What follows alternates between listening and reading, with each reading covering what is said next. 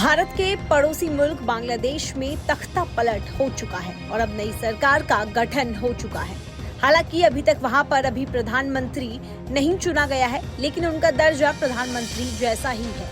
मोहम्मद यूनूस सेना समर्थित सरकार के सलाहकार बने हैं और उनका दर्जा प्रधानमंत्री जैसा ही है। वहीं उनके सलाहकार परिषद में शामिल सदस्यों का दर्जा मंत्री जैसा है। बांग्लादेश में आरक्षण विरोधी आंदोलन तो बहाना था।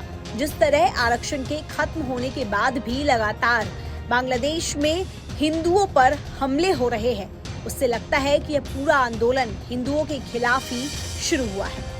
मुल्क में रहने वाले हिंदुओं की जान पर बनाई विरोध प्रदर्शनों और सिविल वॉर जैसे हालातों के बीच हालात इतने ज्यादा बिगड़ गए हैं कि देश में हिंदू अल्पसंख्यकों, उनके घरों, संपत्ति और प्रतिष्ठानों को निशाना बनाया जा रहा है। हिंदुओं के घर जलाए जा रहे हैं।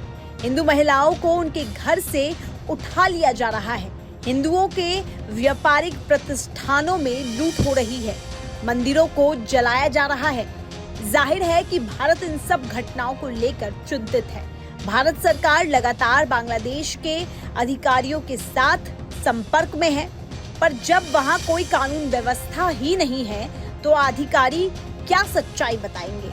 इस तरह के अधिकारियों से संपर्क मात्र से हिंदुओं के जान माल की रक्षा नहीं की जा सकती है। राष्ट्रीय स्वयंसेवक संघ ने भी सरकार से कहा है कि वो बांग्लादेश में हिंदुओं की सुरक्षा के लिए कुछ करे। बाबा रामदेव, जग्गी वासुदेव जैसे गुरुओं ने भी बांग्लादेश में हिंदुओं पर हो रहे अत्याचार पर चिंता जताई है। क्या अब समय नहीं आ गया है कि भारत वैसी ही हिम्मत और तत्परता दिखाए जैसा 1971 में देश ने दिखाया था?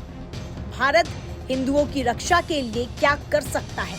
इस बात से कोई इनकार नहीं कर सकता कि शेख हसीना भारत के प्रति पूर्ण समर्पित थी।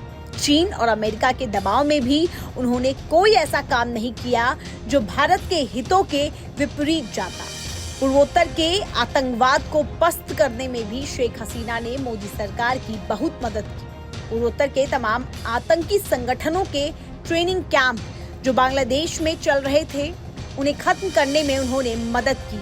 कई कुख्यात आतंकियों को भारत को बांग्लादेश ने सौंपकर आतंकवाद पर लगाम लगाने का भी काम किया। जाहिर है कि अभी कुछ साल अवामी लीग फिर से सत्ता में आने से रही। बीएनपी की खालिदा जिया शुरू से ही पाकिस्तान और अमेरिका समर्थक रही है। उनकी पूरी राजनीति भारत विरोध पर टिकी रही है। इसीलिए ऐसी उम्मीद की जानी चाहिए कि वो भारत विरोधी रणनीति पर ही काम करेंगी, पर अंतर्राष्ट्रीय कूटनीति में कुछ भी असंभव नहीं है। अफगानिस्तान में तालिबान के सत्ता में आने के बाद से ऐसा महसूस किया जा रहा था कि भारत के लिए परेशानी और बढ़ेगी, पर आज भारत अपने पड़ोसियों में सबसे ज्यादा निश्चिंत शायद अफगानिस्तान से ही है। इसी तरह से अगर भविष्य में खालिदा जिया अगर सत्ता में आती है तो उनकी भी मजबूरी होगी भारत से रिश्ते सुधारना। अगर सैन्य शासन कंटिन्यू होता है तो उसे भी भारतीय समर्थन की जरूरत होगी। इसलिए हिंदुओं को बचाने के लिए सबसे पहला प्रयास तो वर्तमान में बांग्लादेश में जो भी सत्ता में आए उससे बात करने की होनी चाहिए। अगर फिर भी हिंदुओं के खिलाफ हिंसा नहीं रुकती है तो दूसरे कदमों पर विचार करना चाहिए। आइए आपको बताते हैं कि क्यों बांग्लादेश को ना चाहते हुए भी भारत के साथ अपने रिश्ते सामान्य करने होंगे। दरअसल भारत का बांग्लादेश में अरबों का निवेश है। दक्षिण एशिया में बांग्लादेश हमारा सबसे बड़ा व्यापारिक साझेदार है। साल 2022-23 के बीच दोनों देशों के बीच का कुल व्यापार 15.93 बिलियन अमेरिकी डॉलर रहा है। ऊर्जा के क्षेत्र में दोनों देश कई प्रोजेक्ट्स पर संयुक्त रूप से काम कर रहे हैं। बांग्लादेश वर्तमान में 1160 मेगावाट बिजली भारत से आयात कर रहा है। दोनों देशों के बीच भारत बांग्लादेश मैत्री पाइपलाइन बेहद अहम है। भारत ने पिछले एक दशक में बांग्लादेश को सड़क, रेलवे, बंदरगाहों के निर्माण के लिए हजारों करोड़ रुपए दिए हैं। बांग्लादेश भारत पर बिजली के लिए निर्भर है। ऐसे में अगर भारत अपने हाथ पीछे खींच ले तो बांग्लादेश के कई प्रोजेक्ट्स रुक सकते हैं। बांग्लादेश पहले से ही चीन का कर्जदार है। चीन का कर्जा इतना बढ़ चुका है कि चीन अब बिना कुछ लिए मदद नहीं करने वाला है। खालिदा जिया हो या सेना, कोई भी नहीं चाहेगा कि कर्ज के लिए चीन की ऐसी शर्तों को माने जो देश के स्वाभिमान के खिलाफ है। जो लोग दक्षिण एशिया की राजनीति को समझने वाले जानते हैं कि किस तरह बांग्लादेश, म्यांमार और भारत के पूर्वी ईसाई बहुल हिस्सों को मिलाकर एक ईसाई देश बनाने की तैयारी चल रही है।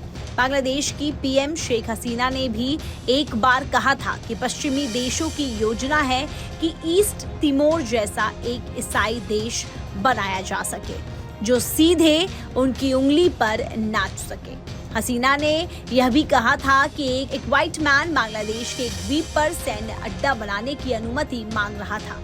समझा जाता है कि उनका इशारा अमेरिका की ओर था। बांग्लादेश में तख्ता पलट से भी समझा जा रहा है कि अमेरिकी एजेंसियों का हाथ है इस सब के पीछे। भारत को खुलकर इस अलगाववादी आंदोलन को हवा देनी चाहिए। रही बात भारत के हिस्से की, तो भारत आर्थिक और सामरिक दोनों तरीकों से इतना ताकतवर हो चुका है कि कोई भी यहाँ का स्टेट या समुदाय फटेहाल लोगों के साथ नहीं जाना चाहेगा। भारत को बांग्लादेश में काफी समय से चल रहे बंग भूमि आंदोलन को हवा देना होगा। इस अलगाववादी आंदोलन की कल्पना बांग्लादेशी हिंदुओं के लिए बांग्लादेश में एक अलग बंगाली हिंदू देश बनाने की है। न्यूज नेशन अब व्हाट्सएप पर खबरों के ताजा अपडेट के लिए न्यूज नेशन के इस क्यूआर कोड को स्कैन करें।